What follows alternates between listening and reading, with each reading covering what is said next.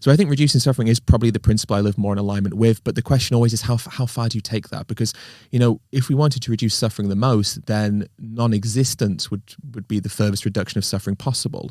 But I don't advocate for eugenics. I don't advocate for the elimination of life, because the elimination of life would be the elimination of suffering. But that seems to be the logical conclusion to this pursuit of reducing suffering as much as is possible.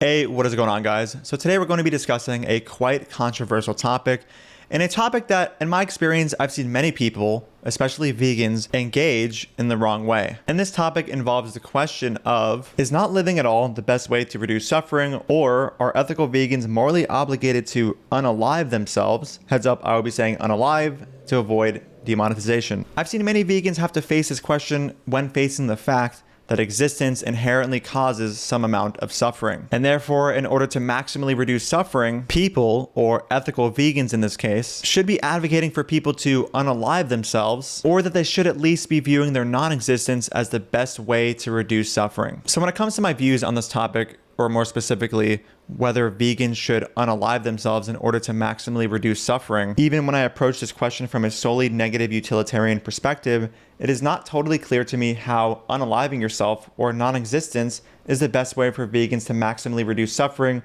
or reduce suffering more than they would had they existed. And I often notice that when vegans are faced with this question, they'll usually respond saying something like, well, yeah, of course, not existing and unaliving myself would be the most ethical thing to do, but that just isn't a practical message, so let's talk about advice that is a bit more practical. The vegan in this situation agrees that unaliving yourself and non-existence is the best way to reduce suffering, but this just isn't totally clear to me, and here's why. Let's take somebody like Earthling Ed, for example, since he was shown in the beginning of this video. Imagine if somebody like Earthling Ed either unalived himself or never existed in the first place.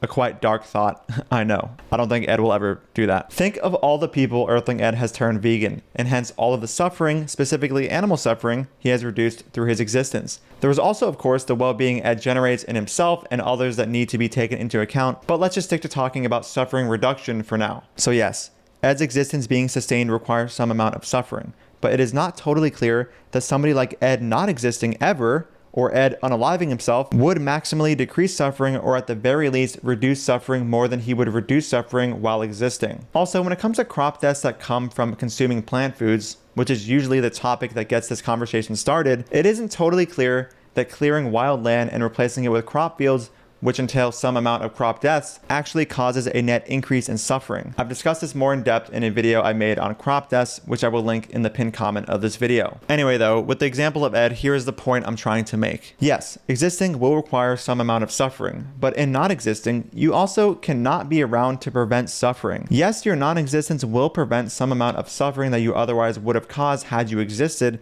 but your non-existence also comes with the inability for you to prevent further suffering while existing. There is also the factor of well-being. We're just going to keep using Earthling Ed as an example, but the other things I'm saying you can also imagine on a smaller scale for somebody who isn't a well-known activist. When Ed drops a new YouTube video, does a speech, etc., he's generating well-being in the universe. This all just sounds so weird, to be honest. Now, I know negative utilitarians tend to prioritize the reduction of suffering over increasing well-being, but still, this is just another thing to take into account, especially for people who don't identify as negative utilitarians. And under the premise that crop fields actually generate a net decrease in suffering when replacing a wild field, Ed's existence, my existence, or another vegan's existence, which is only relying on plants and hence crop fields to survive, might be causing a decrease in suffering due to their existence contributing to less wild land. Now, to be clear, I'm not saying, okay, let's just eliminate all wild land. I don't know at the moment if that would be a good idea or if this would lead to long-term ecological imbalance, which would lead to long-term more suffering. I'm just saying that if the premise were proven to be true, that replacing wild land with crop fields made the world a better place with respect to the reduction of suffering,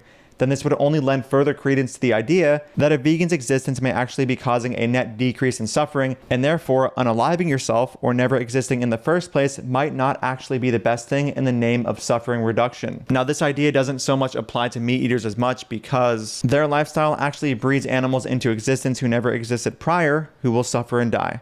So even if their lifestyle also reduced wildland, we also need to factor in the suffering and death of animals who are bred into existence for their lifestyle. So it is very clear in somebody like Ed's case, who is a widely known animal rights activist, that Ed's existence very likely has prevented more suffering than it has caused, and therefore Ed's non-existence probably would prevent less suffering on the net than he would prevent on the net having existed. For your average vegan, depending on your moral system, these are things you can consider too.